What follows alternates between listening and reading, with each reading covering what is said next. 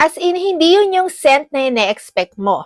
Kasi 'di ba, bago tayo bumili ng perfume, inaamoy natin 'yan sa mga beauty shops, 'di ba? So kapag gusto mo yung scent ng perfume na bibilin mo, alam mo na, kumbaga may expectation ka na ng scent na inaasahan mo sa kanya. Pero pag inopen mo, hindi yun yung scent na ine-expect mo, or madalas ito nangyayari sa akin. Yung kapag inopen ko yung bagong perfume na binili ko, tapos in-spray ko for the first time, ang naaamoy ko ay amoy alcohol lang. So ano nga ba ang fragrance maceration?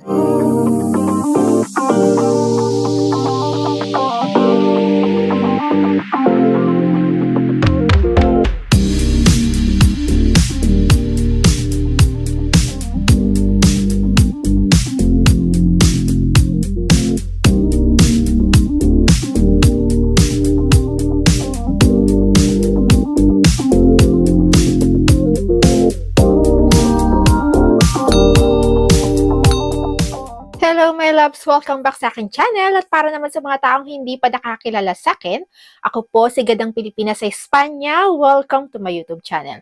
So dito sa aking channel, I shared everything about my life, lifestyle videos from makeup, skincare, hanggang sa mga unboxing videos at hair care videos na madalas nating ginagawa dito sa aking channel.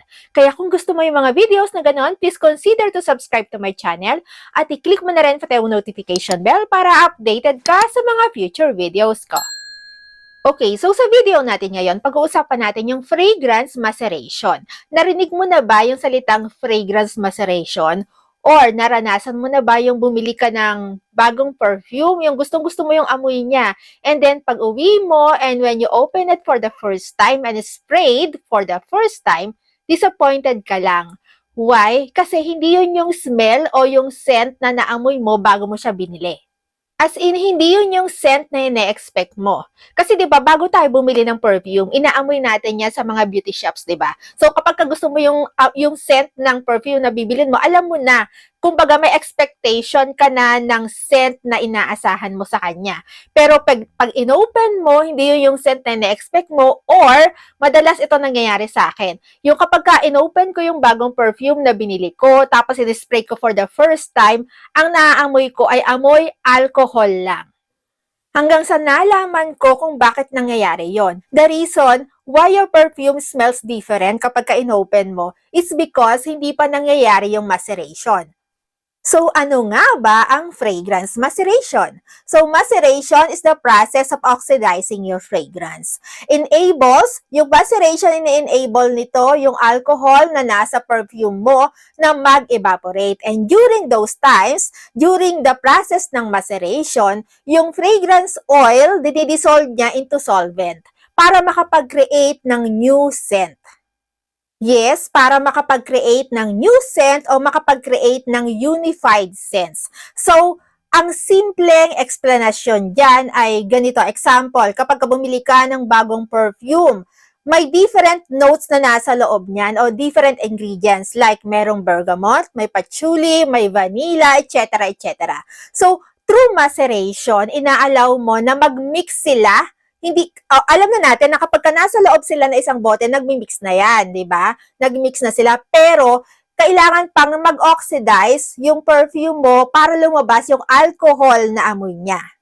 So, lahat ng notes na yan na nasa bottle ng perfume na binili mo, kailangan muna nilang mag-mix at mag-evaporate yung alcohol na kasama nung notes na nasa loob ng perfume para makapag-create sila ng panibagong scent. Kaya minsan, pansinin mo yung mga perfume na binili mo ng ages na, yung binili mo ng a year ago, o 2 years ago, o 3 years ago, or more than pa dyan. Kapag binalikan mo sila, kasi alam naman natin, di ba? Ako, marami akong perfume. Alam natin na hindi natin yan lahat nagagamit araw-araw. So kapag binalikan mo yung mga perfume na nauna mong binili, mas bumabango pa. Pero, depende pa rin yan ha kung paano mo itago o kung paano mo i-store yung perfume na binili mo. Like in my case, dito sa aking vanity area, wala kang makikitang perfume dito sa aking vanity area. Kasi iniiwasan ko kasi ang number one source kung bakit na-spoil o nasisira yung perfume mo ay dahil sa light. Kaya wala sila dito sa aking vanity area. Hindi sila naka-display kahit gaano pa kaganda yung mga bote ng mga perfume na meron ako, hindi sila naka-display. Plus, wala rin sila sa aking banyo kasi ang kalaban naman ng perfume mo doon ay light and humid. Kaya hindi rin sila naka-display sa aking banyo. So, nakatago lang sila dito sa aking kwarto kung saan may madilim o dark area dito sa aking kwarto. Plus, after ko silang gamitin, ibinabalik ko sila sa kani-kanilang mga boxes. And now naman yung tanong, so paano nga ba ginagawa yung fragrance maceration? So simple lang, napakasimple ng pwede ninyong gawin. So tamang-tama kasi meron akong perfume dito, may 3 perfume ako dito na hindi ko pa nabubuksan. So meron akong Carolina Herrera na Good Girl, meron akong Arabian perfume na Yara by Latafa, and meron din akong Hollister. So hindi ko pa sila nabubuksan. So, tamang-tama kasi ipapakita ko sa inyo kung paano mag-fragrance maceration. Disclaimer muna tayo ha, bago natin buksan yung bagong perfume na meron ako at gawin yung maceration process. So, disclaimer muna, hindi po ako perfume expert.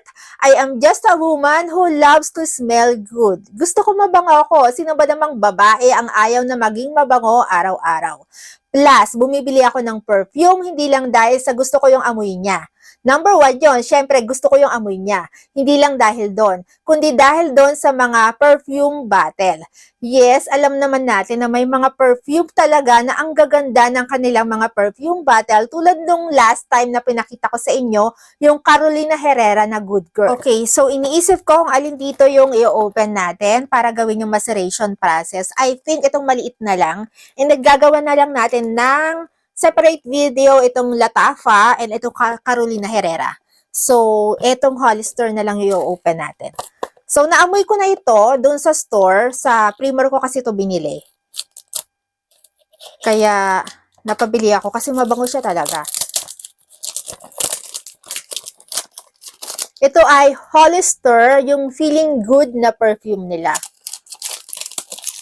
Plus, Eau de Parfum na to. Hindi siya yung Eau de Toilette. So, karamihan sa mga perfume ko ay kung hindi parfum and Eau de Parfum. So, silang dalawa lang. Wala akong Eau de Toilette. Meron akong body mist, pero ginagamit ko lang siya bihira dito sa bahay.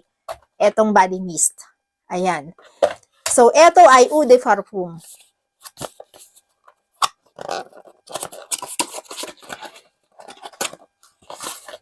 Okay. Maganda rin yung bottle nito eh.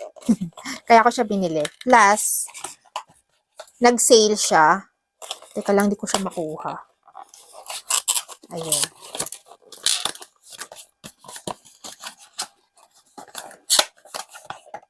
Ayan. So, maliit lang tong binili ko. 30 ml. So, ayan. 30 ml lang siya.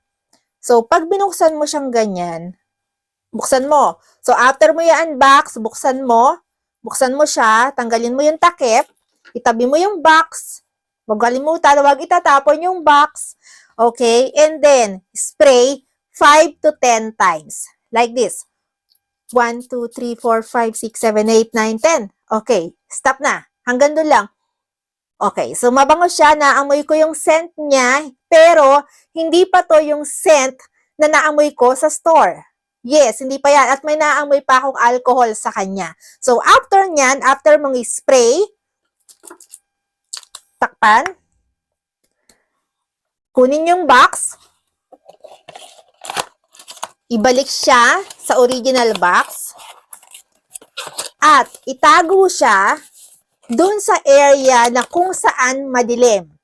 Yes, kung saan madilim. Dito, sa aking kwarto ko sila tinatago, yung aking mga perfume, sa likod ng aking cabinet. Kasi yun yung pinaka-dark area dito sa aking kwarto. So, ganun lang kadaling gawin yung fragrance maceration. Basta, huwag ninyong kakalimutang ibalik siya sa original box at itago sa kung saang may madilim na parte ng area ng bahay mo o ng kwarto mo. Okay, so thank you for watching my love. Sana nagustuhan mo ito ating video ngayong araw at sana may natutunan ka sa video natin ngayon. If you like this video, please don't forget to give me a thumbs up at pwede mong i-share itong ating video sa mga taong tingin mo ay nangangailangan. Pero tulad ng dati, bago tayo magtapos, kung bago ka dito sa aking channel, please subscribe to my channel at i-click mo na rin pati ang notification bell at huwag mo rin kalimutang i-click ang all after ng notification bell para updated ka at wala ka mamiss sa mga susunod ko pang videos. Thank you for watching, my loves, and always remember to be beautiful inside and out. And so yeah, thank you for watching and see you on my next videos. Bye, my loves! Thank you! Bye!